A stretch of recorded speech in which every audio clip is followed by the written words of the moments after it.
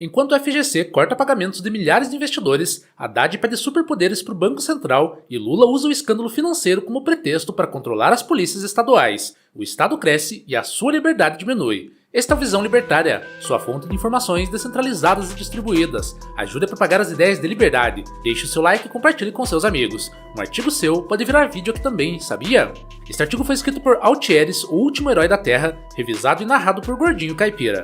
O mês de janeiro de 2026 vem mostrando a natureza do Estado brasileiro. A liquidação do Banco Master e as revelações subsequentes não expuseram apenas uma fraude financeira de proporções bilionárias. Elas escancararam como a máquina pública utiliza suas próprias falhas para expandir seu controle sobre a sociedade. Nas últimas 48 horas, assistimos ao ministro da Fazenda, Fernando Haddad, e ao presidente Lula instrumentalizarem o colapso de uma instituição bancária para avançar pautas que em tempos normais encontrariam resistência. A centralização regulatória e a federalização da segurança pública são as novas armas na mesa. Tudo começou com o anúncio do Fundo Garantidor de Créditos, o FGC. A entidade iniciou o pagamento de 40,6 bilhões de reais aos credores do Banco Master nesta segunda-feira, dia 19. Este é o maior pagamento da história do fundo. No entanto, o que deveria ser um alívio transformou-se em um pesadelo para metade dos envolvidos. De uma base inicial de 1,6 milhão de investidores, apenas cerca de 800 mil foram considerados aptos a receber os valores nesse primeiro momento. O motivo alegado foi um pente fino técnico, para sanar inconsistências. Para o investidor comum, a mensagem dada é que a garantia do fundo paraestatal é uma promessa que pode ser revogada ou burocratizada no momento em que você mais precisa dela. O sistema de garantias cria o que economistas chamam de risco moral. Bancos irresponsáveis captam dinheiro, oferecendo taxas exorbitantes, como os 130% do CDI prometidos pelo Master. O investidor, seduzido pelo selo do FGC, ignora os fundamentos da instituição. Quando a casa cai, a conta é socializada. Quem ficou de fora da lista enfrenta a incerteza de processos judiciais longos, enquanto vê seu patrimônio derreter sem a correção monetária adequada. Mas a tragédia dos investidores é apenas o pano de fundo para a movimentação política. Em Brasília, a crise foi recebida como uma oportunidade de ouro. Fernando Haddad foi a público defender uma mudança estrutural drástica. Ele propôs retirar da Comissão de Valores Imobiliários, a CVM, a responsabilidade de fiscalizar os fundos de investimento. Essa competência seria transferida para o Banco Central. Segundo o ministro, existe uma interseção muito grande entre fundos e finanças, e o modelo atual permitiu que o Banco Master operasse sua ciranda financeira nas sombras. Haddad argumenta que essa centralização alinharia o Brasil às práticas de países desenvolvidos. No entanto, sob uma ótica libertária, concentrar poder regulatório, monetário e de fiscalização em uma única autarquia é um convite ao desastre. O Banco Central já detém o monopólio da emissão da moeda e da taxa de juros. Dar a ele o controle total sobre a indústria de fundos elimina freios e contrapesos institucionais. Cria-se um super banco central, com poderes inéditos de intervenção na alocação de capital privado. A manobra também possui um componente político evidente. Haddad fez questão de blindar a atual gestão do Banco Central, liderada por Gabriel Galípolo. O ministro repetiu em diversas entrevistas que Galípolo herdou um abacaxi da gestão anterior e que resolveu o problema com competência.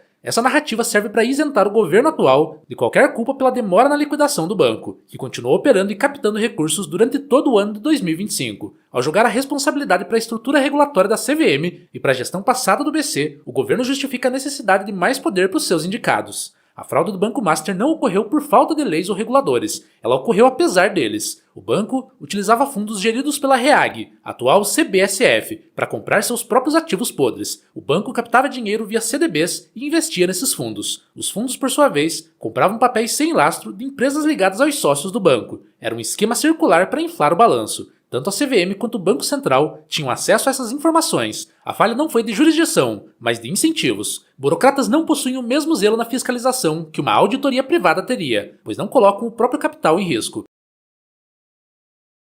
Enquanto Haddad cuida da burocracia financeira, o presidente Lula avança na frente da segurança pública. Em um discurso inflamado durante a posse do novo ministro da Justiça, Lula vinculou diretamente o caso do Banco Master à necessidade da aprovação da PEC da segurança pública. O presidente afirmou que o país nunca esteve tão perto de atingir o andar de cima do crime organizado e da corrupção. Ele usou a fraude bancária como exemplo de complexidade criminal que exigiria uma resposta federal coordenada. Essa conexão é intelectualmente desonesta, mas foi politicamente astuta. O caso do Banco Master foi investigado pela Polícia Federal, que já é um órgão da União. A fraude financeira não tem relação com a falta de coordenação entre as polícias estaduais ou com a ausência de uma Guarda Nacional. No entanto, Lula utiliza o ressentimento popular contra banqueiros fraudulentos para vender uma proposta de centralização policial. A PEC da segurança visa dar à União poderes constitucionais para intervir e ditar as políticas de segurança dos estados. Para quem defende a liberdade, a federalização da segurança é um passo perigoso rumo ao autoritarismo. Polícias estaduais descentralizadas, ainda que imperfeitas, dificultam a consolidação de um Estado policial nacional, uma força de segurança sob o comando direto de Brasília, com poderes ampliados sobre todas as esferas da vida civil, é uma ferramenta tentadora para qualquer governante com tendências centralizadoras. Lula promete que o Estado brasileiro vai derrotar o crime organizado, mas a história mostra que o Estado costuma usar esses poderes para vigiar e controlar o cidadão comum, enquanto o crime organizado se adapta ou se associa ao próprio poder público. O mesmo Estado que falhou em regular o sistema bancário, agora pede mais poderes para regular o sistema bancário. O mesmo Estado que não consegue garantir a segurança nas ruas, agora pede o controle total das polícias para combater crimes de colarinho branco. É a lógica do estatismo. A solução para o fracasso da intervenção estatal é sempre mais intervenção estatal.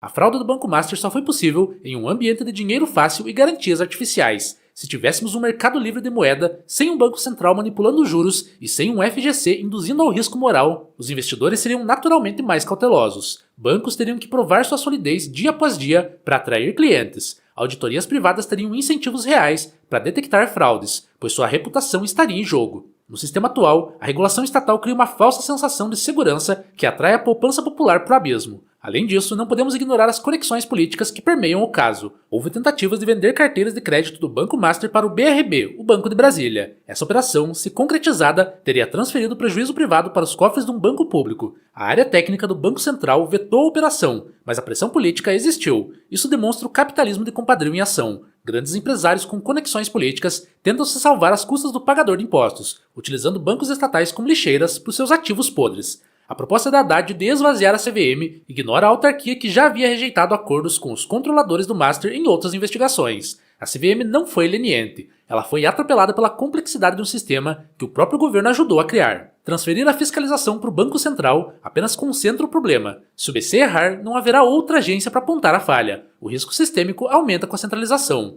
O discurso de Lula sobre pegar o andar de cima também serve como cortina de fumaça. Enquanto o público se foca na figura dos banqueiros, o governo passa leis que aumentam a vigilância financeira sobre todos. A retórica de combate à lavagem de dinheiro e ao crime organizado tem sido usada globalmente para restringir o uso de dinheiro em espécie e monitorar transações de criptomoedas. A PEC da segurança é apenas mais um capítulo nesse avanço sobre a privacidade financeira e a liberdade individual. O caso Banco Master é um microcosmo do Brasil. Temos a fraude empresarial facilitada por distorções estatais, temos a agência reguladora que chega tarde demais, temos o fundo garantidor que exclui beneficiários na hora H, e temos a classe política que, como abutres, desce sobre a carcaça da crise para arrancar mais pedaços da nossa liberdade. Haddad quer controlar onde você investe, Lula quer controlar quem te policia, e o investidor que acreditou na proteção do Estado está na fila do aplicativo, esperando um pagamento que talvez nunca venha. A lição que fica é dura, mas necessária. Não existe almoço grátis. E não existe garantia estatal perfeita. O Estado não é seu segurador, ele é o dono do cassino. Quando a banca quebra, ele muda as regras, confisca as fichas e ainda culpa os jogadores. A única proteção real contra a fraude e a expropriação é a autonomia individual, o ceticismo em relação a promessas governamentais e a busca por alternativas fora do sistema financeiro tradicional e centralizado.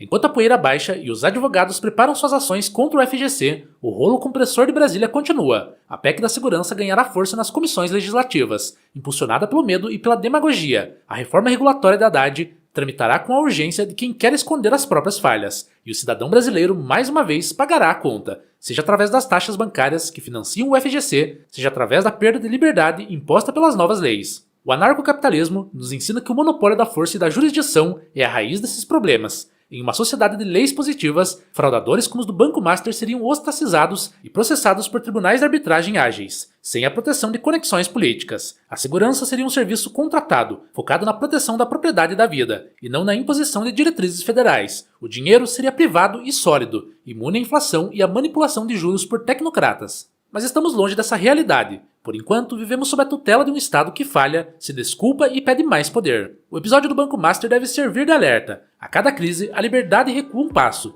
Fique atento às propostas que surgem no calor do momento. Quando um político diz que precisa de mais poder para te proteger do monstro que ele mesmo ajudou a criar, corra. A proteção que ele oferece é a grade de uma cela. Obrigado pela audiência. Esse é um canal colaborativo. Participe você também. Cadastre-se agora mesmo em nosso site visãolibertaria.com e envie seus artigos por lá. Os colaboradores recebem recompensas em Bitcoin. Inscreva-se no canal e clique no botão da campainha para ser avisado de novos vídeos. Até a próxima!